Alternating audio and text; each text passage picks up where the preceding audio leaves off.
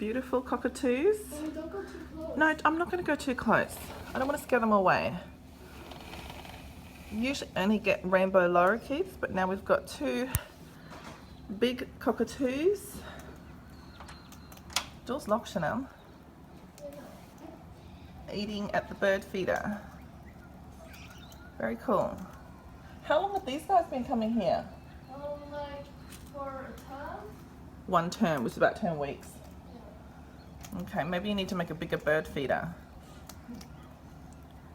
What do they eat? Sunflower seeds? Yeah. Cool. It's really nice. So it's early morning, nearly 8 o'clock. We've got cockatoos eating. I thought there'd be rainbow lorikeets here in the morning, Chanel.